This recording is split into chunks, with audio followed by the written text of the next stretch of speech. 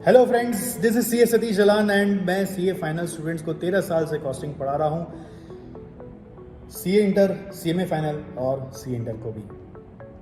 दोस्तों, जैसा कि आप जानते हैं, हमने अपने काफ़ी सारे स्टूडेंट्स को कम्युनिटीज़ में और मैसेजेस में और ईमेल में फ़ोन कॉल कर करके उनसे पूछा कि आपके कॉस्टिंग रिलेटेड क्या क्या सवाल है, और उन सारे सवाल को जब कंबाइन किया तो वो 7 मैजिकल लेटर में कंप्रीहेंड हो गए।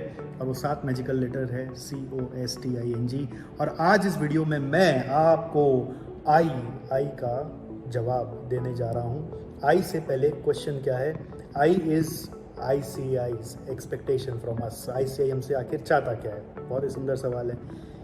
देखिए, आई से एक ही सिंपल चीज चाहता है कि आप जो ICAI बोलता है वो करें। यस, जो ICAI कहता है, जैसा वो लिखता है वैसा आप करना शुरू कर दें तो आपका काम बन जाएगा। हमारे कुछ फ्रेंड्स हैं जो सेंट्रल काउंसिल मेंबर्स भी हैं, तो उनसे जब बात हुई कि ICAI आखिर स्टूडेंट से चाहता क्या है, तो उन्होंने कहा कि it has been resolved way earlier that ICAI will always stick to its syllabus whenever they are asking questions in exam. If by chance at any time they ask anything which is out of syllabus, they will definitely consider it for grace marks and moderation of the paper would be done accordingly. ऐसा उन्होंने कहा है।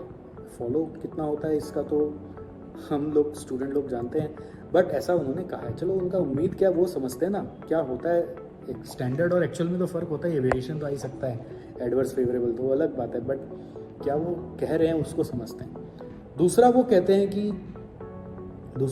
हैं कि हम कभी भी कुछ भी आपको पूछेंगे तो आपको जवाब हमारे तरीके से लिखना है। ऐसे कहता है कि मैं अपने सिलेबस से ही आपको पूछूंगा। और दूसरा वो कहता है कि आपको जो लिखना है वो हमारे ही बताए हुए गाइडलाइंस के हिसाब से लिखना है। अब ये गाइडलाइन कहाँ से मिलेगा? उनका क्या बताया हुआ गाइडलाइन है? ये गुड क्वेश्चन है। दोस्तों, मैंने सीमा पास किया है। यूके का जो बॉडी है, सीमा एग्ज़ाम होता है, उसमें chartered institute of management accountant, उसमें कॉस्ट मैनेजमेंट का ही एक पेपर है वो, एक तरह से उसका मैंने पास किया। ये जैसे इंडिया का अपने कॉस्ट अकाउंटेंट है, वैसे यूके में chartered institute of management accountant institute है। उससे मैंने जब सीमा पास किया तो उस समय जब मैं पास किया था वे बैक इन 2013-14, उस समय कोई गाइडेंस भी नहीं था। आज भी नहीं है उतना ज़्यादा, बट उस समय और भी कम था। तो उस समय उनके वहाँ से एक रिलीज्ड गाइडेंस निकलता था कि इंस्टीट्यूट आपसे क्या एक्सपेक्ट करता है when they are evaluating your answer paper. ऐसा एक्सपेक्टेशन वाला चीज़ हमारा इंस्टीट्यूट निकालता है स्टूडेंट जर्नल में time to time, exam guidance बोलकर या एग्जामिनर कमेंट्स बोलकर, examiner comments on the exam बोलकर। वो इन जनरल तब निकालता है जब आपका रिजल्ट आ जाता है ना, जिस मंथ रिजल्ट आता है उसके बाद वाले मंथ का आप अगर स्टूडेंट जर्नल रेफर करोगे तो उसमें लिखा हुआ आता है। तो उसको भी हमने पढ़ा और उन सबको जब निचोड़ा तो यही समझ में आया कि इंस्टीट्यूट चाहता है कि वो अपने स्टाइल में आंसर स्टूडेंट प्रेजेंट करे। अपने स्टाइल में मतलब इंस्टीट्यूट के स्टाइल में आपको आंसर प्रेजेंट करना पड़ेगा। आप अपने स्टाइल में प्रेजेंट करोगे तो मार्क्स नहीं मिलेगा। अब प्रेजेंटेशन मतलब इंस्टीट्यूट कहता है कि आपको मेरा पूरा कॉपी नहीं करना है। आपको क्या करना है? मैं जो लिख रहा हूँ उसके पॉइंट्स आपको लिखने हैं। आपको पॉइंट्स अगर लिखना आ गया तो मैं आपको नंबर दे दूंगा। भले ही वो पॉइंट आप ऊपर नीचे कर दो, कोई प्रॉब्लम नहीं है। भले ही वो पॉइंट आप अपने लैंग्वेज में इलेबोरेट कर दो तो भी कोई प्रॉब्लम नहीं है। इनफैक्ट हमने तो ऐसा भी आंसर पेपर देखा कि पॉइंट सही है, इलेबोरेशन पूरा रॉन्ग है, तो भी मार्क्स दे दिया, कोई चेक करने नहीं गया।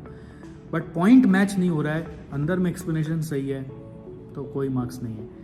पॉइंट मैच होना चाहिए, वो ज़्यादा इंपॉर्टेंट है। पॉइंट माने फ्रेज़ कुछ मिलना चाहिए, कॉन्टेक्चुअल फ्रेज़ मिल जाना चाहिए। और वो ऊपर नीचे भी हो जाए ना, कि पॉइंट 1 को पॉइंट लास्ट में लिख दिया तो भी कोई प्रॉब्लम नहीं है, फिर भी मार्क्स मिल जा रहा है। ये रही थ्योरी वाली बात। और प्रैक्टिकल को लेकर एक ही बात उन्होंने कही है कि प्रैक्टिकल आप जैसे भी करो, बट सपोर्टिंग वर्किंग्स वगैरह बहुत अच्छे से दे देना, तो आप जैसे भी करोगे हम आपको मार्क्स दे देंगे।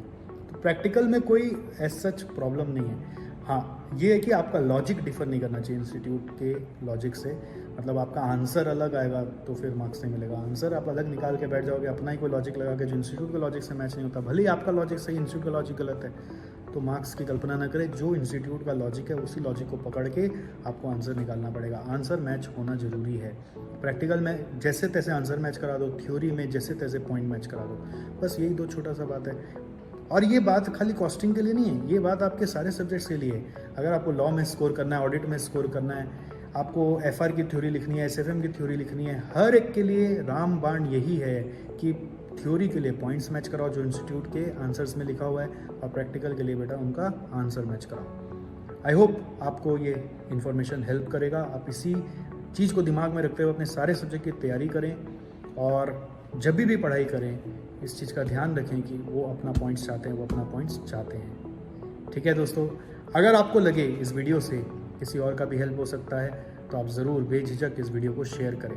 Okay, see you, bye bye, take care.